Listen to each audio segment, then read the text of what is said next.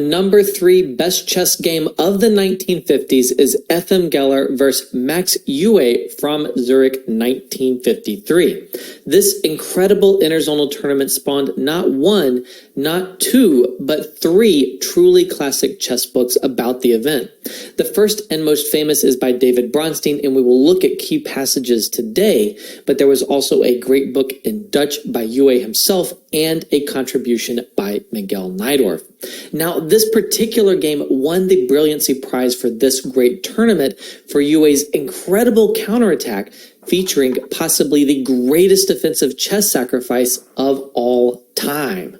Geller opens the game here with pawn to d4, and Euwe elects to respond with the trusty Nimzo-Indian defense, pawn to e6 to meet knight c3 with bishop b4. Of course, the classic idea of the Nimzo-Indian defense is to give up the bishop for the knight on c3, wreck white's pawn structure, and produce a position in which the black knights might be superior to the white bishop pair.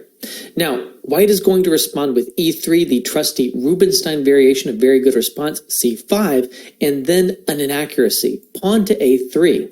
This move is the 5th most popular move in the position, and it is white's worst performing, relatively popular option. This move is basically giving up a tempo because black will often make the exchange on c3 unprovoked, so white spending a tempo on a3 simply loses that tempo. Also, after bishop takes c3, pawn takes c3, this bishop might have wanted to go to a3 in some cases, and it will no longer be able to do that.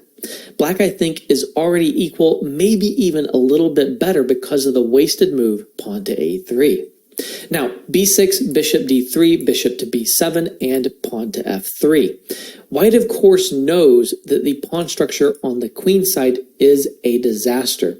At some point, black will be able to target these pawns, probably win at least one pawn on c4, and break through. Geller's idea, though, is not to care about the loss of a pawn on the queen side and to build up a massive pawn storm on the king side, leading to a winning attack. It is a very fascinating conflict of ideas, just absolute steamrolling in the center of the board with an attacking position versus a positional approach that is slowly but surely breaking through on the queen side. Now, after pawn to f3, we see knight c6, knight to e2, castles, castles, knight a5. This pawn is starting to come under fire very, very quickly. It will not be defensible on the c4 square. Pawn to e4, meanwhile, white is getting rolling in the middle of the board, and the next move, knight to e8, is a very interesting and instructive idea that was first played by world chess champion Jose Capablanca, in not quite this position, but in a similar position. Here's what Bronstein has to say about this knight e8 move. Black retreats his knight to forestall the pin with 12 bishop g5, and to be able to answer pawn to f4 with pawn to f5, blockading the king's wing. White therefore secures f5 before advancing the f-pawn.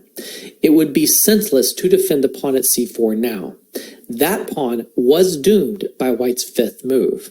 As foreshadowed by Bronstein, Geller now plays the move knight to g3. He adds another minor piece that controls this f5 square, preparing to push forward without allowing pawn to f5 in response by Euwe. Now, after knight g3, we see a trade here on d4, and then the rook is ready to go to the c-file to attack that pawn on c4. As indicated, this pawn is not defensible in the long term, and Geller has no intentions of defending the pawn. Now, at this point, the computer points out a more modern pawn sacrifice here that would have given better chances to Geller. That's the move pawn to c5, just saying, all right, I can't defend the c4 pawn, but let me give it up on my terms. After pawn takes, and rook takes c5, bishop d2 threatens a lot of things, including bishop to b4 winning an exchange. Knight c6 pulling the knight back from the rim and defending the b4 square makes sense, but after rook b1, white has the bishop pair in a position that is now open, and there's a lot of pressure on the queen side. The queen too will come into the action, and actually white has very good compensation for the pawn thanks to the activity over on the queen side. However, in the game, Geller is focused on his goal, the king side and the pawn storm. Therefore, he plays pawn to f4, allowing knight takes c4. He pushes forward again, pawn to f5. At this point, Euwe needs to defend, so he plays pawn to f6. This move stops the idea of pawn f6, knight takes, and bishop g5 with a ton of pressure on the king side and on what will be a pinned knight on f6. After the move pawn to f6, we see rook f4 committing to a rook lift over on the king side and a ferocious attack. At this point, Bronstein comments, "White's attack has become rather threatening. Black's previous move was necessary to forestall White's intention to push his pawn to f6, and then after knight takes f6 to pin the knight after all, piling up on the king with the combined firepower of queen, rooks, and 3 minor pieces. Even now, White needs only 2 moves to transfer his rook and queen to the h-file, and then it might appear that nothing could save the black king." However, then Bronstein comments, "Euwe is not easily flustered. Remember, in his lifetime he has played more than 70 games with Alekhine, the most feared attacking player of our time." Euwe's next move is possibly his best move objectively in the entire game. With all of this firepower preparing to come at his king, he calmly plays the move b5. Now, yes, this move does defend and support the knight here on c4, but the bigger point is to activate the queen on d8, which has been a bystander, but now it can come to b6, attacking d4 and creating serious counterplay, possibly forking the king and the rook on a1. Now, after b5, Geller continues with his attacking ideas.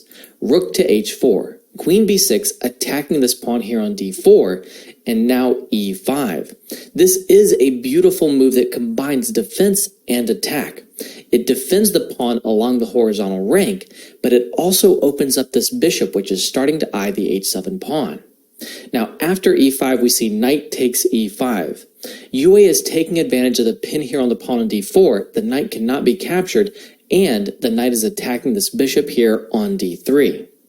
Pawn takes e6, knight takes d3, queen takes d3, pointing at h7, and now queen takes e6, recapturing the pawn and eliminating the attack on f7 that was created by the pawn on e6, so that the next move, queen takes h7 check, is not checkmate. Instead, the black king can run to f7. Now, after bishop h6 from Geller, this position is critical. White, for his part, has a lot of pieces massed around the obviously not very safe king on f7. There's the queen, bishop, rook, and knight, and it's very possible that maybe Geller's next move could be rook f1, which could add the final piece into the attack. There are all kinds of attacking ideas swirling, including bishop takes g7, maybe knight h5, and this other rook can swing over. However, at least for this moment, there is some disunity in the white camp. There is no obvious way to get at this king here on f7, and obviously this king is a little bit exposed down here on g1. On the other hand, how do you get there? This rook cannot invade on c2, you can't pick up the pawn on d4 or access the e3 square. Both of these squares are covered by the white queen and bishop. This is the perfect moment to pause your video and try to find Euwe's next incredible move. Well, that move is rook h8. It is no exaggeration to say that this is maybe the greatest defensive move, greatest defensive sacrifice of all time. It has dazzled generations. The rook is sacrificed to just temporarily create disunity in the white camp, breaking up the attack and invading.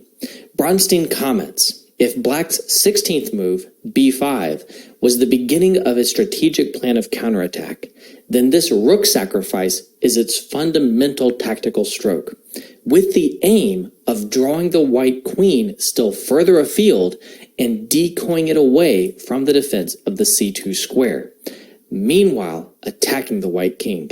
For Geller, the die has been cast. He must accept the rook sacrifice. Queen takes h8.